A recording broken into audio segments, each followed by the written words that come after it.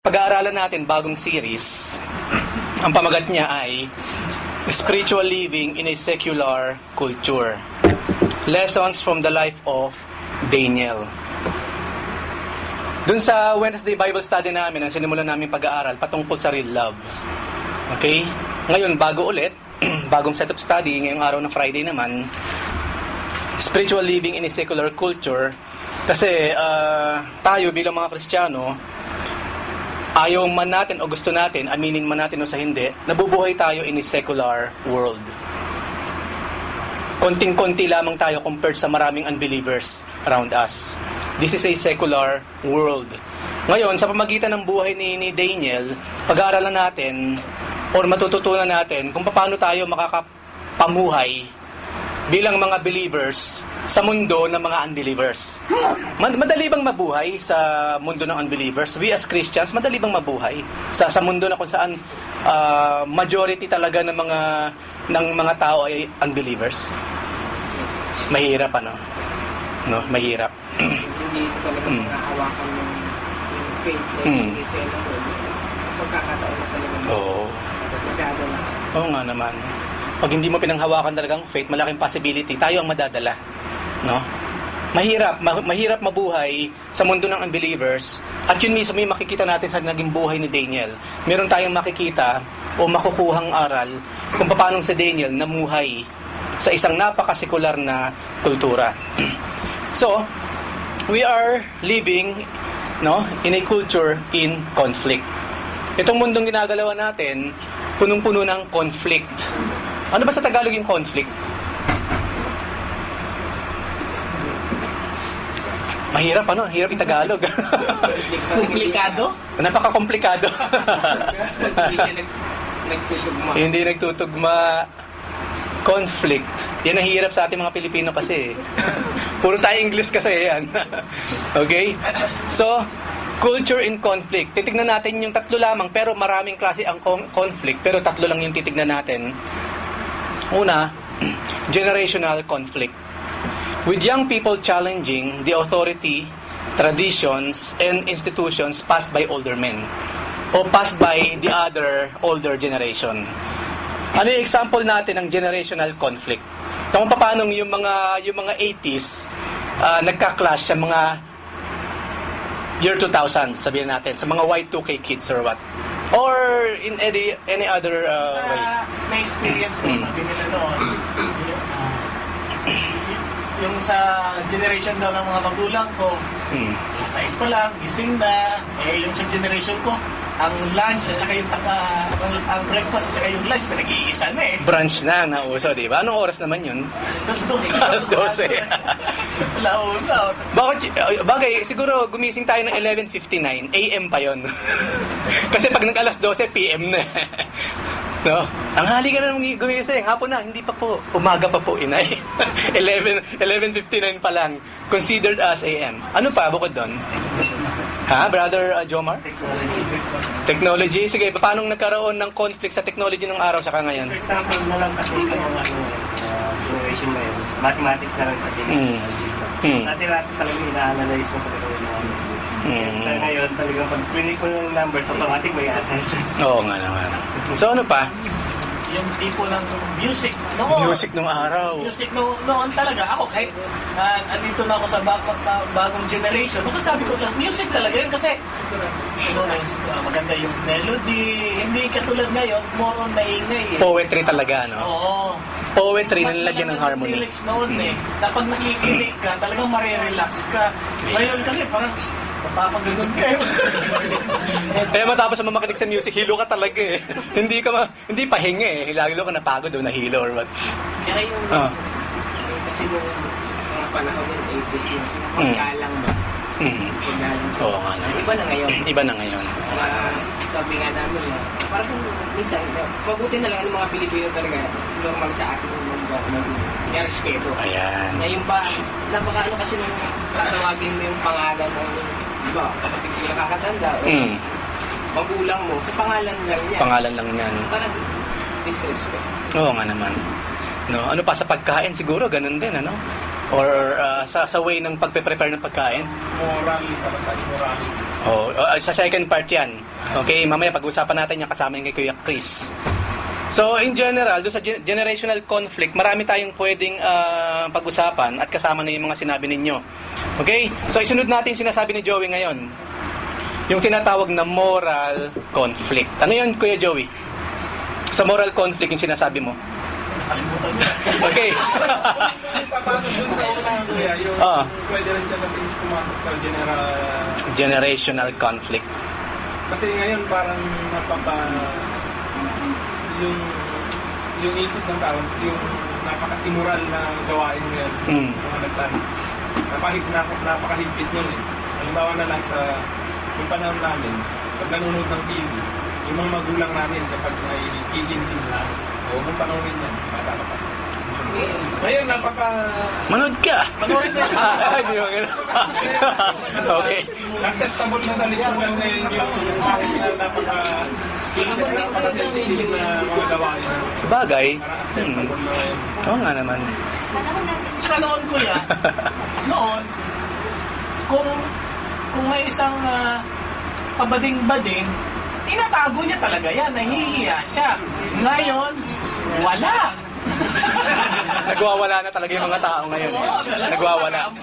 Ayan. At sinusunutahan ng buong sambahayan. Gusto mong kumita ng malaki? Kulang lang gawing Diyos eh. Di ba? Oo nga naman. Noon, halos di malaman ng mga magulang eh. Gusto ko na parang nahihiya sila. Bakit po, inay? Tapos pag nahuli siya, biglang matigas, di ba? Wala kang natulog na bagay.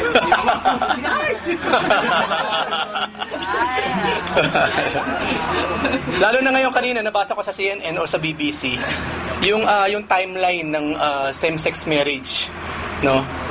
At doon natin makikita, nagtrabaho rin talaga ng matindi yung mga sang-ayon sa same-sex marriage para maisulong yung batas sa US. Nagtrabaho sila ng mahabang panahon. At ngayon, umaani na sila. At ang problema nga lang, since umaani sila, yung pinag-uusapan natin ngayon, nagkaroon ng talagang malaking moral conflict sa mundong ginagalawa natin. The issue of what is really right and what is really wrong is becoming complicated than ever. Nung araw, mas maraming reliyoso kasi nung araw, no? Sabi sa Biblia, ganito eh. So, sundin natin, regardless kung nasasaktan tayo o hindi. Ngayon kasi hindi na eh. Wala naman sanang masamang maging rasyonal ng tao, kaya lang masyado naman siyang nagpaka-rasyonal, kaso yung rasyonal niya, corrupted din naman. Ibang standard yung sinusunod. Ibig sabihin niya, ngayon, yung moral ng mga tao, parang more on gray area na. Ayan. Hindi mo na alam kung tama ba ito, mali. Parang mapapaisip ka pa eh. Mm-hmm.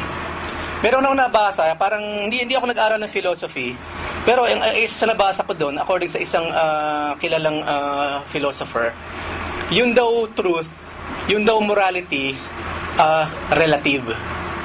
Pag sinabing relative, it depends. Yun ang sinasabi nila, kinukot ko lang. Na kung para sa'yo, tama ang bagay na ito, sangayon sa kultura mo, sangayon sa kinalakihan mo, sangayon sa'yo, that's wrong. Pero sang-ayon sa akin, sa kinalakihan ko, sa kultura ko, sa paniniwala ko, this is right. So, ang sinasabi ng mundo ngayon, in short, wala talagang right, wala talagang wrong. It depends sa sitwasyon, sa tao, sa kultura, sa paniniwala, sa kinalakihan. But, tayong mga Kristiyano, we do not believe on that. Because we have what? The Holy Bible na nagsasabi kung ano talaga ang tama, ano talaga ang mali. So, pinasok ko lang yun para at paano may idea tayo, para sa kanila, relative naman yan eh. Kung mali yan para sa'yo, then do it. Irerespeto kita. Si Judas ang sinasamba mo, maganda yan, at least meron kang sinusunod. Pero not me. So, wag mong ipilit sa akin yung belief mo, hindi ko ipipilit sa'yo ang belief ko, everybody will be happy, or what? Sa isang banda, parang napakagandang pakinggan, ano? What a wonderful world! Imagine there's no religion. Imagine there's no heaven. Imagine there's no hell. Imagine there's no visa. Makakapagpalit-palito ka lang sa mga bansa, ang sarap isipin, di ba?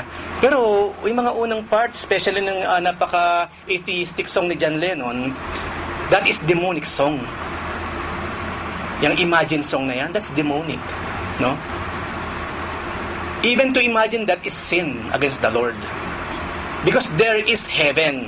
So do not imagine there is no heaven. That is sin. Kaya ang naging problema is the acceptance. Pag ang mundo, accept na to, accept din natin. Kasi sasabihin nila, di ba, accepted niya sa kultura, accepted niya which is wrong, ina-accept na rin. Ang problema, ini-embrace. Ang malaki po problema, in-embrace ka ng Christianity. Ayan, nakakalungkot. In-embrace natin. Ano, ang accepted sa kanila, sa tingin ng tao, accepted sa kanila, which is against the word of God. Kasi what the word say, accepted yan. Hindi kuya, accepted ng mga homosexual. Oo nga. Kung sino nga yung wapo, yung pa yung Oo nga, no? pagkira, di ba? Kaya gumanda na eh. Kasi Pag mong sabihin yan, hindi ako gwapo. Maganda ako. May ilan na lalaki talaga. Kaya ano ibig sabihin, daw tayo pag masyado magandang lalaki, yung ba yun? Okay? Ito yung sinasabi ni Kuya. Kasi ngayon kasi Kuya, yung unbeliever kasi, double effort sila, ang sisipag nila eh. Yung sinasabi nga ni Kuya Eric, yung about sa same-sex LGBT marriage. Grabe sila, double effort sila. Kaya doon natin makikita yung loophole din natin mga Kristiyano. Na instead na ipaglaban natin or mag-doble sikap rin tayo, para, di ba? May spread yung ilaw dito. Kasi dapat nagsisilbing ilaw tayo. Kaso yung darkness, double effort sila eh. ako lang kuya yung kung sa Bible nila. Equally yun. Wala na, So, ano yung ina-accept ng mundo? Oo nga. Kung ano yung ina-accept ni Chris Aquino, ni Buhay Abunda, hindi natin pwede i-release. Although, di ba parang isang nilulok up ko lang mundo. Si Miss Lucky. Oo. Mag-i-drain natin kung ano yung Oo nga. ginagawa ng mga tao. Maganda yung sinabi ninyo kasi dito sa moral conflict, isa yung sa reason ko, ako personal ko lang to, hindi to doctrine, kundi personal ko lang, hindi talaga ako mahilig manood ng mga TV shows. Kasi hindi ko na rin maiwasan sa ngayon, hindi ko na rin maiwasan na tinitignan ko rin yung tao na nagsasalita. Maaaring meron sinasabi silang maganda, no? Kaya lang, hindi ko rin kasi maiwasan, yung buhay kasi pinapakita lang, hindi rin tama eh. Kumbaga, lumalagay sila sa gitna, nagsasalita sila ng tama, pero yung ginagawa naman lang, yung buhay nila, mali. I mean, kung parang nagiging lenient ba? Parang nagiging, so, napaka-passive. No, napaka-passive ng treatment nila sa mga bagay na ito. Moral values ko sa wedding. Kung gusto niya, bupis muna bago masyal. So, ang pangit, hindi yun yung tinutulog. Ipauso nila. Di ba? Kasi it's a matter of identification kasi. Isisingit ko lang, wala siya dito. Bakit tayo mga Kristiyano, we must live our life circumspectly, sabi ni Paul. Ang example nga natin nung living in a very in a circumspectly na buhay, ano yung example natin doon? Parang naglalakad kasi. Ayan, parang merong nabasag na bote o baso na kung maraming bubog anywhere na hindi mo nakikita, maingat ka maglakad, right? Yun yung ibig sabihin ni Paul na we must walk circumspectly, na mamuhay tayo ng napakaingat sa mundong ginagalawan natin. Ibig sabihin, kung alam mong matitibo ka, hindi ka tatapak doon, right? Ngayon sa buhay na ito, tayo mga Kristiyano kasi ganun din. Kung alam mo malalagay ka sa kompromiso, yung pananampalataya mo, huwag mong pasukin. Yun ang ibig sabihin nun. Kaya nga ang Biblia po, nasa preventive side. Ang Ten Commandments, di ba, ano sabi, thou shalt not. Thou shalt not. Huwag mong gagawin. Nasa preventive side ng Biblia. Kasi ang tao kasi hindi, sige lang, pag nagka-problema, saka na natin gagawa ng paraan or what. Kasi hindi ganun natin. Walang wisdom doon. No, walang wisdom doon. Ang sabi ni Paul, tayo ng mga Kristiyano, hindi tayo dapat parang sumusuntok lang sa hangin. Pag meron daw tayong ginawa, maliwanag kung bakit mo ginagawa yung bagay na yun at meron kang malinaw na goal. Malinaw na goal, malinaw na way how to do that thing. Ang mundo kasi hindi suntok sa hangin, suntok sa buwan. Lottery, right? Papasok sa isang sitwasyon na alam ko naman masarap lang to ngayon eh. Pero di na. Ang mahalaga yung ngayon, yung bukas ako na poproblemahin. Sabi nga ni Jesus Christ, do not worry about tomorrow. Gagamitin pa yung word of God para sa kalokohang ginagawa niya. Again, that's blasphemy. Nadagdagan ng kasalanan niya. So sa moral conflict, marami tayong pwedeng pag-usapan mga kapatid. No, kasi kasi we are moral creatures. Yung nakaibahan nga pala natin sa mga animals. Walang morality ang mga animals. Wala. No? Ang aso ba may morality? Asawa kayo! Walang ganoon. No? paano pa yung mga lovebirds? Isa lang talaga. Instinct yun. Nilagay ng Panginoon. Bawat animals, merong kani-kanyang instinct na nilagay ng Panginoon. Paano pa yung mga beaver, yung mga gumagawa ng dam, ang galing-galing gumawa ng dam? Instinct mula sa Lord. Wala silang morality, wala nga silang self-consciousness eh. And of course, most of all, wala silang God-consciousness. Kaya nga, ginagawa natin minsan example, saan ka nakakita mga ipis, nagko-congregate. At merong nasa unahan, nagsasalita, nagpipreach or what? At may sinasamba silang Diyos na ipis or what? Wala, walang ganun. Yeah. No, wala. Kung hindi tayo talaga nakakapag-aral lang rin, ikasagot din natin yung sinabi ng Pope. Ayan, ano yung sinabi ng Pope? Makakapunta sa langit. Ayan. Makakapasok. Pati hayop, papasok sa langit. No? So, yun yung yun, di ba, ang katuruan kasi ng Catholicism. Kung ano yung sinabi ng Pope, yun yung doktrina. Ayan. Ilang milyong Katoliko. Oo nga naman. Kakalatin nila. Kasi infallible daw ang Pope, no? Hindi raw nagkakamali. Isa lang hindi nagkakamali, Diyos. No? Maging tayo, nagkakamali tayong lahat. At pangatlo, sa maraming conflicts na pwede natin pag-usapan, of course, religious conflict. With the historic traditions of mainstream churches, pag-usapan lang natin itong born-again churches. With the historic traditions of mainstream churches being challenged by an enthusiastic youth-based churches. Ako, inabutan ko, ayoko sanang gamitin yung word na conservative saka masyadong liberal eh. Kasi sa mundong ginagalawan kasi natin, nahati talaga sa dalawa ang church. Pero originally, ang church talaga, kung ano yung design ng Panginoon, yun siya. Kaso nga, sa panahon natin ngayon, kasi kinailangan, nahati tuloy sa dalawa. Merong mga conservative churches, merong liberal churches. Magbibigay ako example sa mga churches na hindi, kumbaga, hindi okay sa mata ng mga nasa conservative churches. Halimbawa, kalalaking tao nakahihikaw. At marami tayong mapapanood ngayon ng mga Christians online, sa mga music videos, kalalaking tao may hikaw. Right? Mga liberal yan. Sign ng liberality, mahaba buhok. Sinabi sa Biblia, tama lang dapat ang buhok ng lalaki hanggat maaari, hindi nga aabot dito. Yung sa babae, hanggat maaari, hanggang dito. Pero sa lalaki, hindi pwedeng, long hair ka. Tapos sasabihin mo, ginagaya mo lang ang Lord kasi I am a follower of Christ. Hindi ba long hair siya at kulot din? But, hindi. Sino sabing si Jesus Christ, mahabang buhok? Si Da Vinci, sinabi niya yon. Ang Biblia, hindi. Kasi ang talagang tama ng tabas ng buhok ng lalaki dapat, like this, like that, or what. No? So, kailan ba natin mako-consider na mga kapatid, maging sa buhok, ang Biblia po pinag-uusapan. Ang sabi sa Biblia, nakakahiya para sa isang lalaki kung mahaba ang buhok niya. Hindi ako nagsabi, ang Biblia. Sa babae naman, nakakahiya sa isang babae kung yung buhok niya parang buhok ng lalaki. Dapat, pag nakatalikod ka, kahit macho ka pa, babae ka pa rin pag tinignan sa buhok pa lang, right? Hindi yung kamacho-macho mo na, akala babae, pagharap, lalaki ka pala kasi haba ng buhok mo eh. Naka-ano ka pa, curly or what? Curlers ba tawag doon? Nung 70s ba yun or what? Uso yung curlers? Na? Rollers ba? Rollers ang tawag doon. Nalimutan ko na. Okay? Ano pa? Magbigay ko ng example. Paano nagkakaroon ng religious conflict? Huwag na tayong lumabas kasi conflict talaga ang Christianity against all religion. Walang pagkakaisa yan. Christianity is the one true religion. Any religion outside the real Christianity, Christianity yung simulan ni Jesus Christ, lahat yan in conflict. Pag-usapan lang natin yung mismong mga nagsasabing sila ay Church ni Cristo o yung mga born-again churches. Ano yung nakikita ninyong pwedeng maging conflict? Practices, example? Sa music nila. Okay. Yung mga Christian, they don't like Ayan. Oo nga. Ayaw nila nung Metallica-ish ang sound, no? I'm not saying na kaya dumadami ang youth sa simbahan kasi yung naririnig nila sa labas, which is rock, naririnig nila sa loob. I'm not saying that, pero malaki kasi ang possibility, isa yan sa reason kung bakit ang mga kabataan nauhumaling or madaling isama sa church. No? Kasi nakaka-relate sila. Di ba sana kung nakaka-relate kasi mga bata rin na nasa loob, pero kung nakaka-relate kasi ang music, pareho kasi sa labas na iba lang yung lyrics. No? Hindi rin maganda. Hindi rin maganda. So ano pa bukod doon sa music? Sa fashion. Fashion? Paano yung brother? Yung iba, gusto nila, mahabang damit nila. Yan. Iba naman, okay lang ang ganyan. Ano magsila sa ganyan? Extreme right saka left, ano?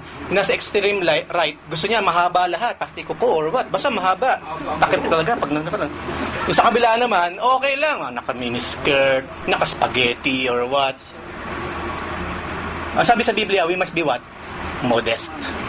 Modesty, hindi in accordance sa modesting alam ng mundo, kasi yung modesting alam ng mundo, hindi na rin modest no? Kundi yung modesty sang-ayon sa ating aklat, and that is the Bible itself.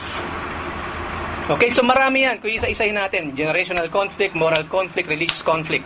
At hindi lamang yon. Even in the first unit of society, and that is the family, conflicts flourish. Ano-anong klaseng conflict nagkakaroon sa loob ng isang tahanan? Gusto mo yung sinigang maasim. Yung isa gusto niya, hindi. Isa na lang yun. Ano yung mga conflicts? Belief. Okay. Ano na, was pagluluto. Sinigang, di ba? Kung naniniwala siya masarap yung Oo nga Isa gusto lemon. So kung different beliefs ang mag-usawa, belief in many things, in many things. Hindi lang yung spiritual belief, kundi sa lahat ng bagay na may kilalaman sa tahanan. Oo nga. Of course, that's the biggest aspect ng spiritual. Ano pa yung nangyayaring conflict sa loob ng tahanan bukod sa belief sa spiritual? Halimbawa, sa disiplina. Paano yung brother?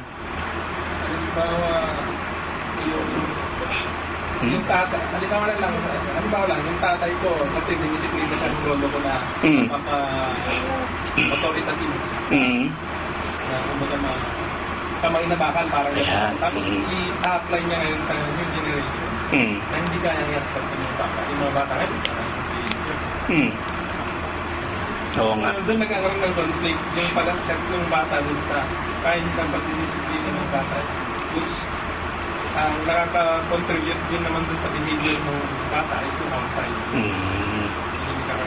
Okay. Ano pa? Ano rin natin yung pagkatulog. Bilang tayo, mga magulang tayo. Yung konting luwag, konting higpit. Hindi yung balance lang. Balance lang. At isa rin sa isang kapatid na nagsabi sa akin na, di ba, normal yung mga pag nagdisiplina, ikaw, nanay at tatay. Pag pinalo yung bata, pag pumunta dun sa nanay, aamuhin. Iba talaga yung nanay. Pagtandaan niya, huwag mo alagaan. Akala natin na tama yun, pero sa isip ng bata, iba yung matatanong. Ba't yung tatay niya? Oo nga naman. Diba? Kumbaga, huwag mo kasi tanungin mo bakit ka pinalo. Ayan. Anong kasalanan mo? Di ba alam? Oo. Ganun din yun. Hindi rin tama na kamay na bakal, hindi rin naman tamang maluwag. Balance. Okay. So, maging sa loob ng tahanan, maraming klase ng conflict. So, pag pinag-usapan natin ng conflict, sa lahat ng aspeto ng buhay, merong conflict. Ngayon, pumasok na yun tayo dito sa pinag-usapan natin, sa sample natin, doon sa character na gusto natin pag-usapan, na kung saan malamang, malaking possibility, makakuha tayo ng examples to follow. Okay, examples to follow kung paano mamuhay sa isang napaka-conflicting na mundo. Conflicting sa ating belief, which is, yun ang first and foremost na reason kung bakit natin nag-aaralan to. The influence of one life. About 600 years ago, before the birth of Christ, Daniel saw his nation, Israel, overrun and his life uprooted. Together with a group of other Jewish hostages, he was led as a captive to a place called Babylon, a foreign culture hundreds of miles and light years away from the relative stability of Jerusalem. Alam na naman natin itong kwentong ito, di ba? Sa Book of Daniel. Kinuha sila. Anyway, mapag-aaralan natin. Along the way naman, mabubuo sa inyong kwento. In a region we now call Iraq, Daniel experienced the challenge of living out his faith in a culture devoted to a vastly different set of values and priorities.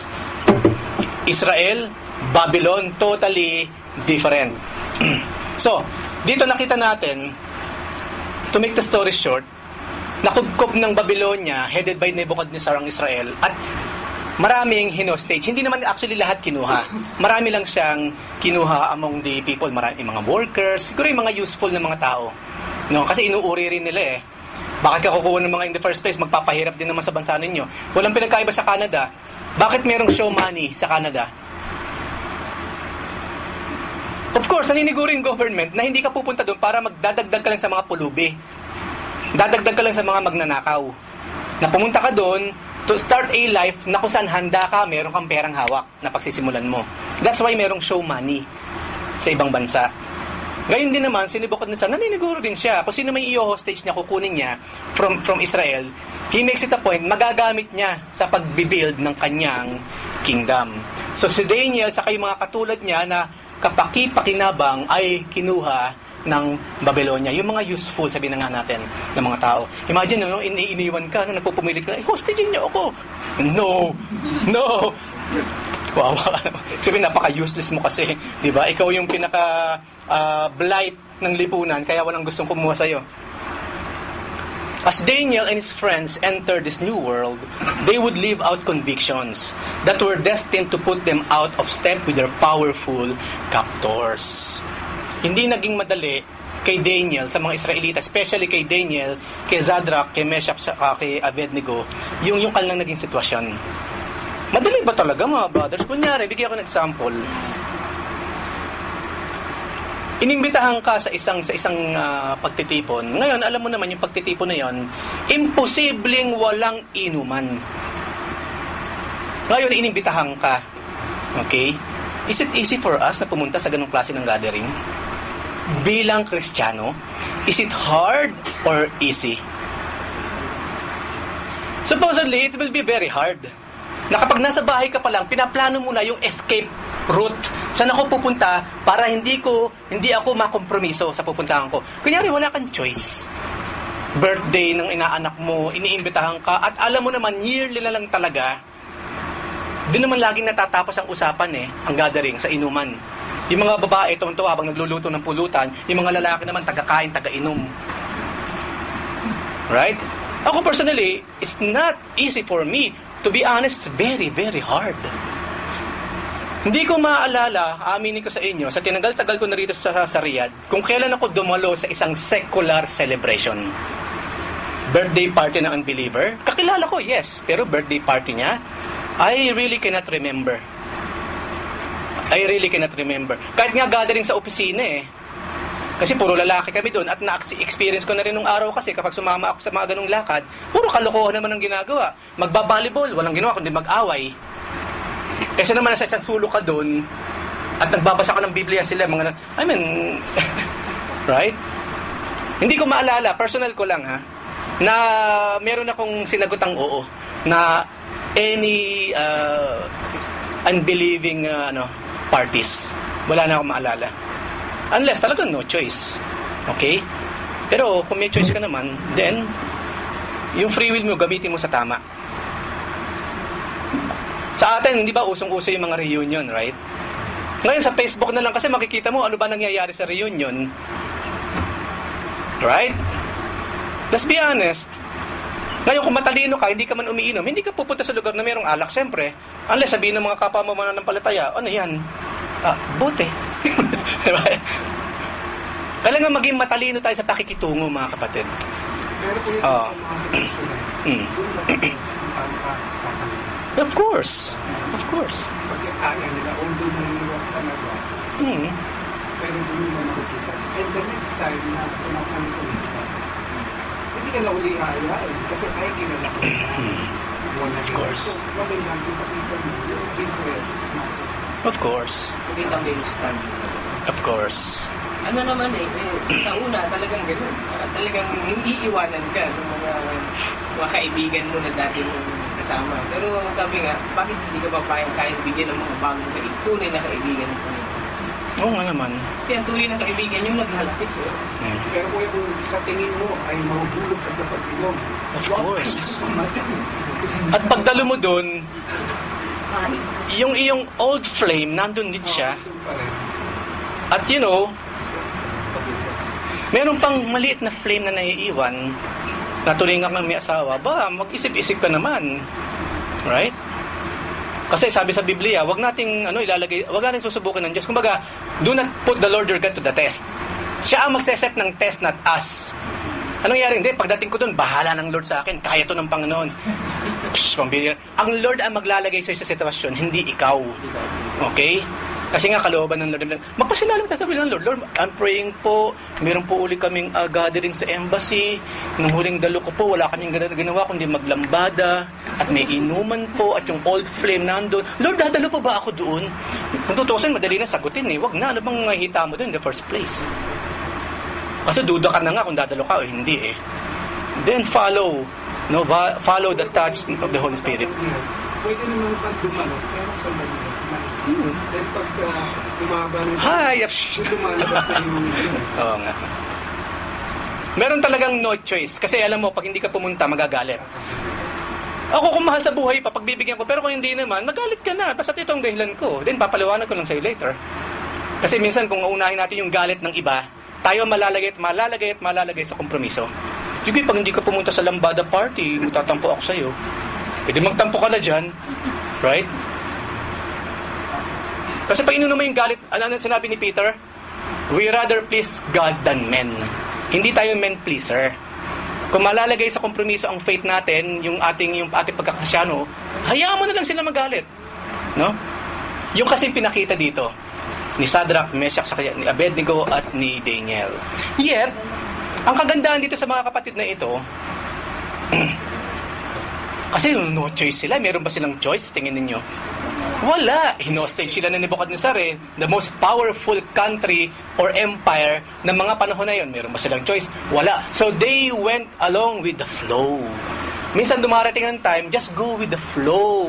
Go with the flow. Kasi di ba sa aklat ng Revelation, nakita natin, sabi doon, sa panahon ng Revelation, sa panahon ng Great Tribulation, yung mga nakatalaga para mamatay, huwag nang lumaban. Huwag na kayo magkaroon ng rebellion. Let yourself be killed in the name of the Lord. Ayan, yung mga nakatalagang mamatay sa tagak tuloy, sa tabak. Nakakamatay rin naman yung tagak, di ba? Yung may matuloy sa okay, yung mga dapat mamatay sa tabak, kailangan mamatay sa tabak. Ibig sabihin, do not, huwag ka na makipaglaban or resist. Go with the flow. Ganun nangyayari sa kanila. Okay? Ayan, nagising kayo, tumawa kayo, ha? Paano ba sa unbelievers, which is elimination? Paano mo sa kanila nasasabihin mo yun, Christian ako, when hindi nakakalisipin mo para kung ma-open just like Christian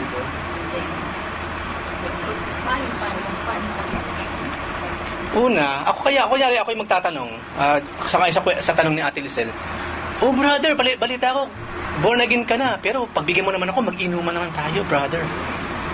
I mean, pag sumagot ako sa kanya ng, ay hindi na, pare, kasi born again na nga ako, hindi na ako umiinom eh.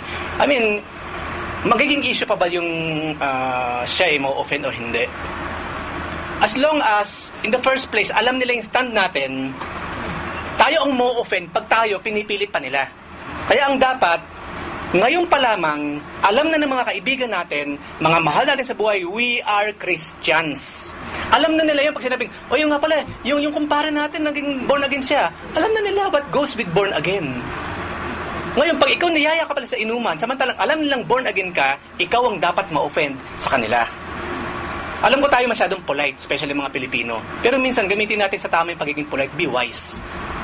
Una, ipaalam natin sa lahat, we are Christians, we are changed na tao. Diba, sang-ayon na tayo sa kalooban ng Panginoon. Para alam na nila ngayon, magdalawang isip na sila kung yayayain ka nila sa mga bagay na alam naman nila hindi tama. Yun naman pagdating sa mga vices, sa mga bagay na alam mo naman hindi tamang gawin. Sa sugal, yayayain ka pa samantalang alam na naman nila born again ka or what?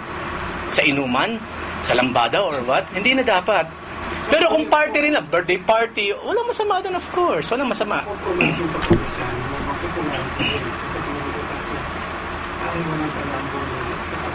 See?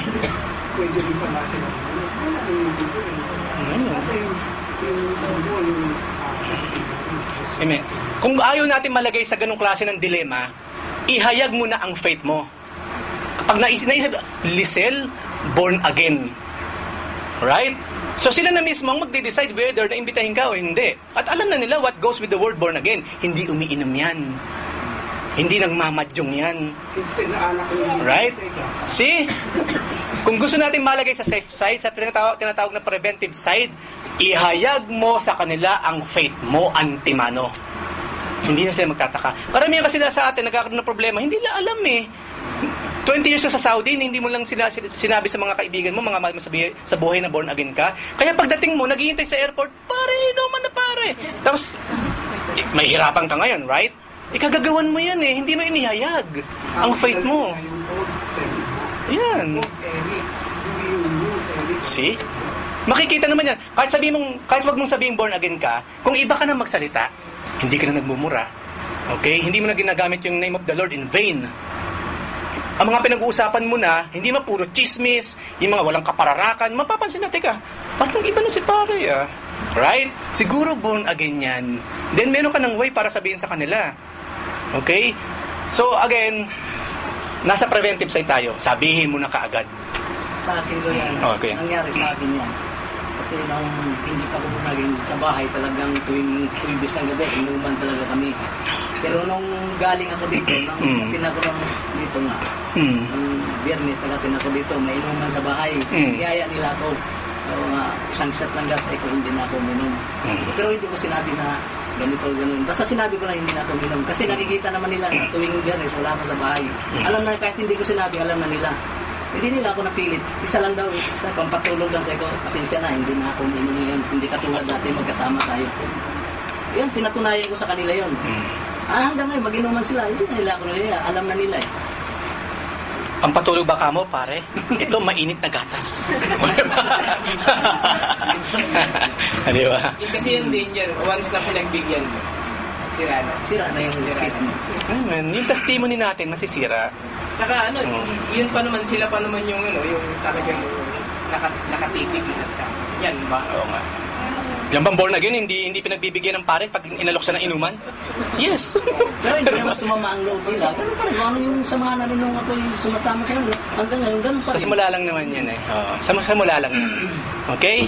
Ngayon, itong mga ito, kahit ganun kahirap ang kinalagyan nila, in the middle of a pagan world, Daniel himself became, a governmental leader, serving in appointed positions under 3 kings.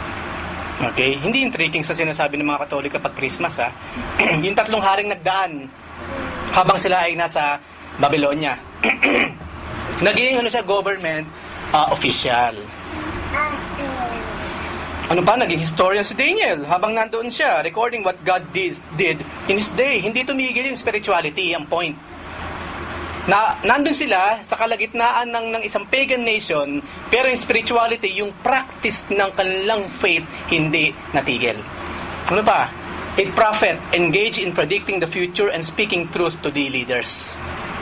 Hindi sila nag-convert, nanatili silang servant ng tunay na Diyos, at sila rin mismo nagagamit para magbigay pa nga ng magagandang mga salita or predictions sa mga leaders. In the unfolding drama of the Bible, Daniel is a case study of personal faith in a hostile culture. Dito sa Saudi Arabia, marami nagko-convert sa Islam. Why? Pumarito ka ba para magbago ng relihiyon? Okay, hindi nila alam ang ginagawa nila. Pues, si Daniel, hindi. Nanatili silang sumasamba sa tunay na Diyos even though nasasakupan sila, tightly nababantayan sila ng isang pagan culture. So, ano meron si Daniel? Meron siyang life of distinction. Mga kapatid, ang Kristyanismo po, ang pagiging Kristiyano, it is a matter of distinction, a matter of identification. Ano sinabi sa Biblia? We can do all things, no? All things is lawful for me to do, but not all things are beneficial. Right? Okay, pag uminom ka ng alak, hindi ka naman mamamatay, right? Kaso beneficial ba siya sa faith? I mean, makakapagpataas ba ng faith mo in the first place? Sinabi na nga ni Paul, do not be drunk with wine, but be drunk with the Holy Spirit. Ano pa ikakatuwiran mo kay Paul? Wala na. para maisama ko sa church, papayag muna ako sa pakikipag-inuman sa kanya. Kasi pag pumayag daw ako makipag-inuman sa kanya, sasama siya sa church. Di bali na, no? Hihilayin mo muna ako sa impyerno para maisama kita sa langit. Hindi pwedeng mangyari yung ganun. Hindi pwedeng mangyari yung ganun. Walang kompromiso, wala. So, distinction.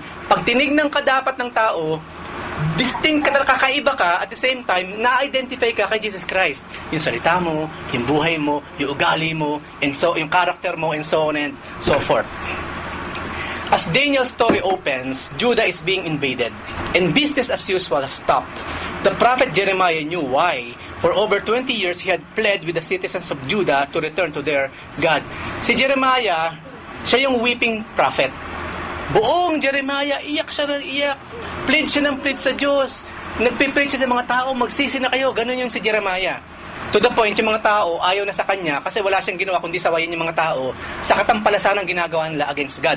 To the point, inihulog nila sa balon si Jeremiah. Nagkaroon ng famine of the word tuloy. Yung magkaroon ng famine sa pagkain, makakaya mo pa yun eh. Supposedly. No? Pero yung famine of the word, hindi mo yung kakayanin supposedly. Kapag nawala ang salita ng Diyos, patay tayo lahat. Hell will break loose. Yun yung panahon ni Jeremiah. Hindi sila nakinig sa sinabi ni Jeremiah na sinabi ng Diyos. So, ano nangyari? Nakubkub sila ng ibang lahi at ibang kultura at reliyon. He warned them that if they refused God, they would be captured by the Babylonians and taken captive for 70 years. Malinaw na malinaw yan. Kaso nga, hindi sila nakinig. Because Judah had turned a deaf ear, Daniel now writes as a witness to the invasion and describes what happened in its wake. Kapag tayo nagpatuloy sa pagkakasala, samantalang pinigilan ka na, sinabihan ka na, huwag mong gawin yan, then harapin mo ang magiging kaparusahan ng ating Panginoon. At this point in time, 70 years. 70 years ang naging kapalit sa katampalasanan ng mga Israelita. At yun nga, si Daniel na nang sulat nung kwento, what is life under the rule of these pagan conquerors. Ngayon, nung kunin sila ni Nebuchadnezzar, katulad sinabi ko kanina, matalino yung hari. Supposedly talaga mga presidente, ang mga hari matalino. Hindi ka basta-basta kukuha ng tao na in the first place, pag kinuha mo, walang gagawin sa'yo kundi bigyan ka ng sakit ng ulo, right? Si Nebuchadnezzar, ang kinuha lang niya, katulad kanina, yung mga taong very, very useful. Yung makakatulong sa kanyang pagbibuild ng kanyang kaharian. Ano bang plano? Okay, ni Nebuchadnezzar. In the 3rd year of the reign of Jehoiakim, king of Judah, Nebuchadnezzar, king of Babylon, came to Jerusalem and besieged it.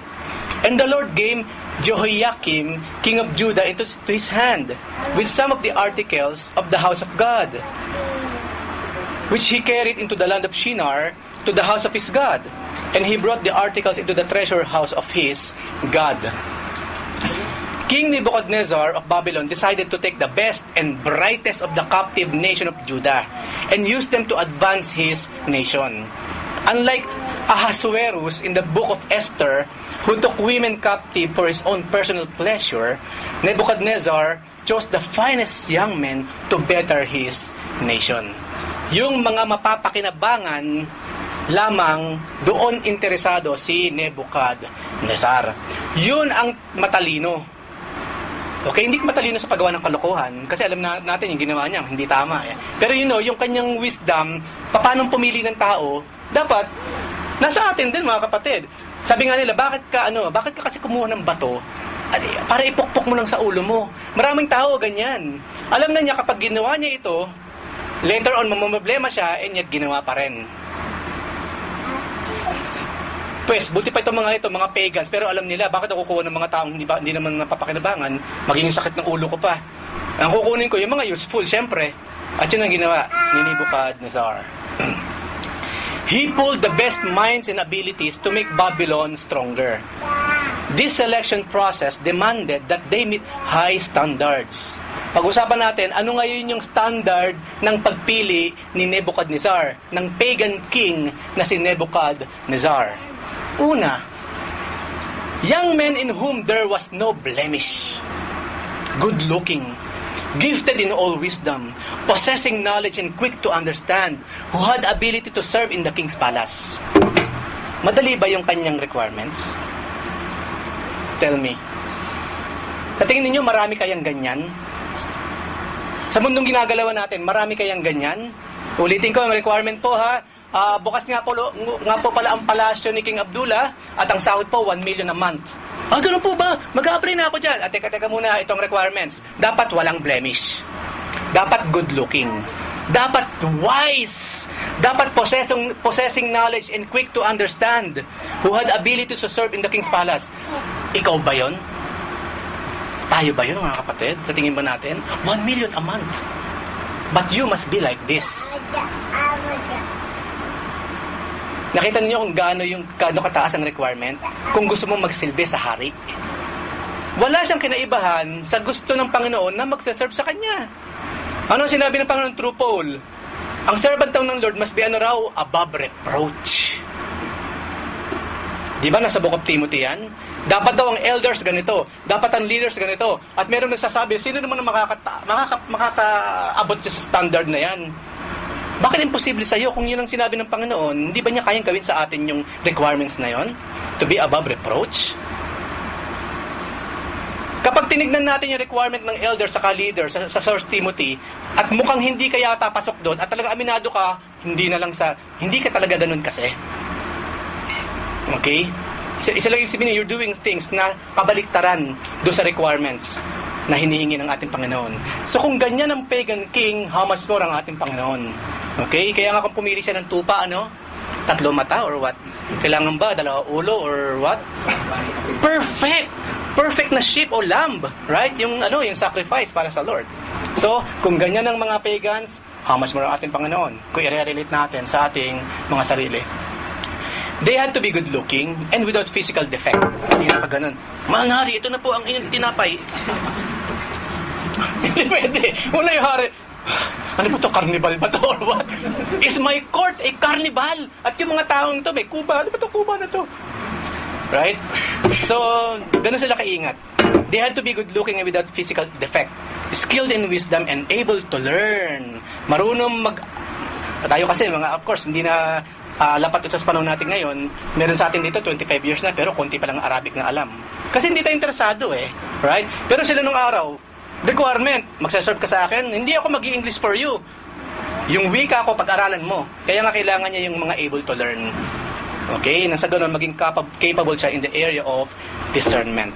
So, next week po, meron ba kayong gusto munang idagdag or question or comment? Nag-spend tayo ng time dun sa unang part, sa pangalawang part po, binasa na lamang muna natin. Anyway, it's time. Next week ang pag-aaralan natin, sino ba itong mga taong pinag-uusapan natin ngayon? Si Daniel, si Shadrach, Meshach, at si Abednego. So next week, God's men.